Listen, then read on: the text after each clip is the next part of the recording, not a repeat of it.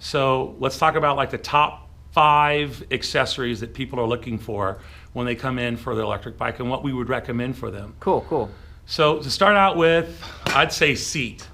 A lot of times the manufacturers of electric bikes will skimp on the seat, the pedals, and the grips. Those are the 3 areas that you as an individual can personalize the bike.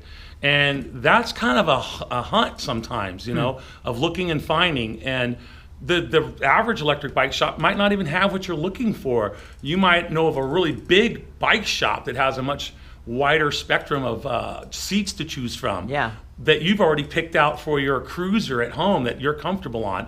I literally have people will take their bike from home and remove a seat or their rack and install it on their electric bike because they're comfortable with it, they've had it before, that's what they want, or they'll seek it out online. And there's some online purchases you can make for handlebars, for grips or maybe in bars that swing up like this, you know? Oh yeah, like Bellhorns or whatever? The Bellhorns, right. Yeah. I've seen that recently.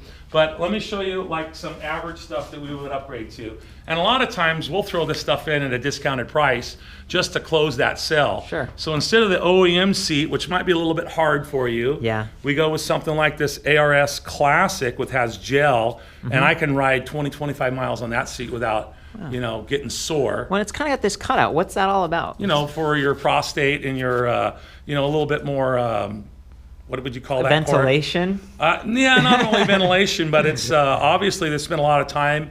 And in the old days, you never saw seats like this. And this is something that's come around.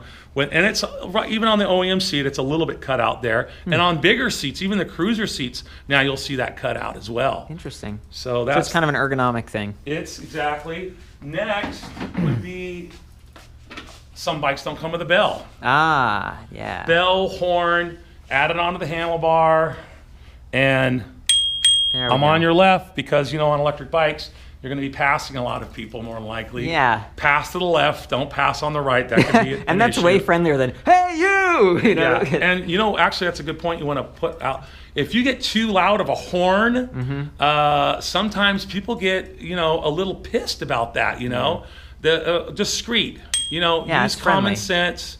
I'm coming up. That's plenty for somebody to hear. And as you passing by, use, you know, common sense, discretion when you're on your electric bike. Be friendly. We all want to share the trail together, you know. Right. Okay, now for the commuter. You know, the guy's riding to work. He's going 12, 15 miles a day. We put a rack on there, and the rack, I like this setup here myself. This is by Topeak. Oh yeah, Topeak racks. And it's real sanitary. There's no straps. There's no bungee cords. There's no Velcro involved with this kind of a rack system because the trunk has a rail system on it. Yeah. And the rail system just slides right on there. And once you line that up, let's see if I can line it up with there we go. The air here. A little bit more like that. There we go. So just slide it all the way forward and it clips. That's cool. Done deal. Now, there's a trunk bag. I kind of relate this to like a tank bag on a motorcycle, and I've been riding motorcycles my whole life. Really small and compact like this, but if you've got to carry extra gear, you open up your little side compartments, voila. That is cool. And these are nice, big, cavernous saddle bags. We were down in San Diego over the holidays, and all 4 of us had these set up on our electric bikes. Cool. I was actually carrying a spare battery in one of these saddle bags. That or the charger, because a lot of them have, you know, it's small plenty charger. Plenty of room for the charger in here. Yeah, top you can off put your your picnic in here, your wine, your cheese. Yeah. You know, whatever you want to put in there, and off you go on your Sam. your little That's adventure, awesome. right? Well, and I love that this rack in particular is using what I consider standard gauge tubing. So if you didn't have this particular bag, which is a little bit more expensive, these Topeaks, you know, it's quality stuff, but you know, we're talking about $100. Yeah, quite. And the rack's probably about $45. But this rack is cool because, as we're going to show, this is a disc brake setup on this bike, and the attachment parts have to be a little different. See how they create clearance for the disc brake over on that other side? It's going to fit just about like that. Yeah, that's great. And look at the pannier blockers on the side. So even if you didn't get this bag, you could easily clip on other panniers, and then they're not going to hit the spokes or wheel when you're riding, when you're turning. I like that. That's a good one. And in today's age, I mean, we go to Interbike, and there's so many different options that you can choose and pick from. If you're in a more wet climate, you might want to go with something that's a little bit more waterproof. And there's different price points you can go with as well. as you were pointing out on the back, someplace to mount your tail light right there as well. Or even there's a little strappy one right here that Sure. you can clip it into. And a bottle holder. Oh man, that is key, because I'm always like, a lot of electric bikes don't have anywhere to put your bottle cage because the battery takes up all that space. So getting a bag like that, or something, maybe a camelback sometimes you can wear. And then you also, in that saddlebag, you could carry around some type of a little toolkit in a bag like this. I like to put my toolkit in a separate bag that keeps it from maybe puncturing a hole in the bag, in the trunk bag, or anything else you're carrying in there. That keeps it more sanitary. You can put your patches in here, maybe a little CO2. I also like to carry my tire pump, hand pump thing in the back as well. Sometimes you can mount a pump somewhere on the frame. If it had bottle cage bosses. And then probably the most common question that's asked is locks. What kind of lock? What do I do for a lock? Any lock can be broken, in my opinion, and it's a very high theft item, an electric bike. We've had a lot of customers come in.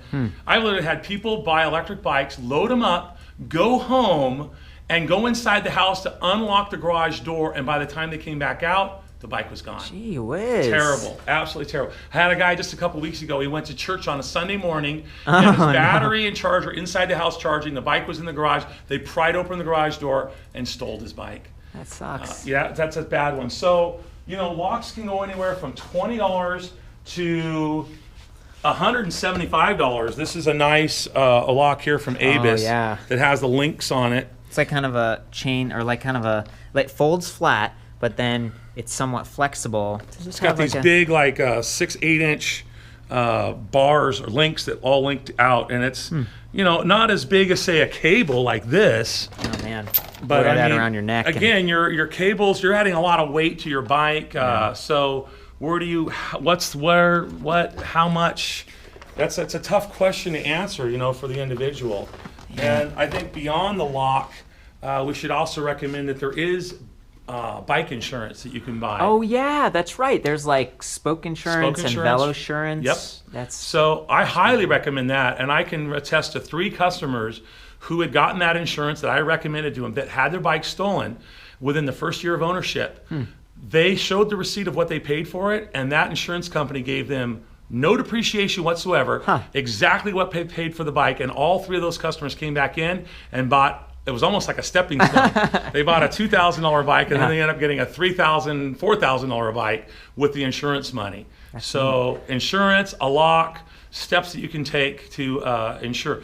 And we just had a customer in 2 days ago. Somebody stole her seat.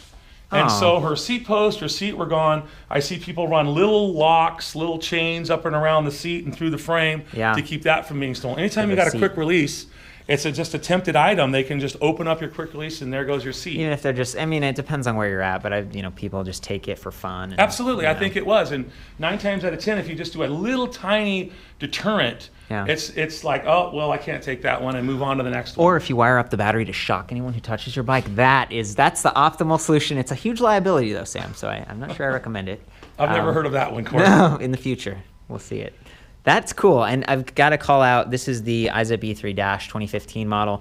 The fact that they have these little, threaded bosses on the seat stay, it's all set up to add a rack, and I think they've even got it set up so you can wire in lights if you want to, if you work with your local shop, but not every bike has that. That's true, and then you've got to look at the lights, and I personally like, there's so many lights to choose from. And again, I have customers come in and say, hey, I found a great light online, and I got it for like $19.95. And in some cases, it's as good as a light that costs $100, $150. So there's deals out there that are to be had. You just got to do your due diligence and look around and see what's available out there. I don't know if these ones offer it, but I especially like the ones that have sort of USB chargeability. Absolutely, that's what this has here. And I use these personally on my own bikes. And it's nice at the end of the day. And in some instances, some of the newer bikes actually have a USB port on the battery, so you can charge your lights right off your house battery from your bike. That's kind of cool. We were just looking at one of these EG bikes a minute ago. I was reviewing this one. It's the EG Oahu and Maui, and see they do have like a little USB port right here on the battery. So that's kind of cool. You could end up with extra wires or whatever, but it's the sort of thing where lights last a long time, but then they can drop off in power, and so you could pull over and top them off or something, if you know, because it's illegal to ride without lights in a lot of places, and could mean safety. That port also will charge up your phone, your iPad, other devices when you're stranded out there on the trail, and you need that emergency call to call somebody up and come help You were me. saying that. We were doing the other overview a minute ago on maintenance and stuff, and you were like, hey, you know, it's important to have a pump and a patch kit and all this, but a cell phone is important. Absolutely. And being able to power your cell phone is also kind of cool. Absolutely, and more bikes have that option. That's very cool. Okay, any last minute, you know, additions, other things that people... You know what a lot of people do is, a lot of people come in and they're concerned with that flat tire again.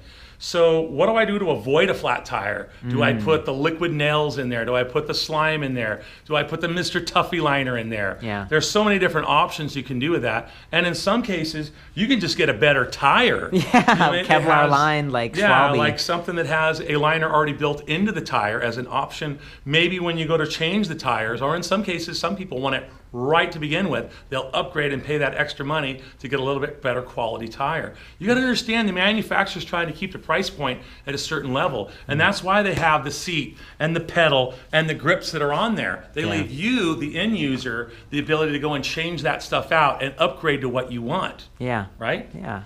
That's why I call those out a lot of times on my reviews when they do upgrade it, because a lot of times it's a more expensive bike, but little things like on the dash, we've got this aluminum alloy chain guide, and that doubles as a bash guard and sort of a pant guard.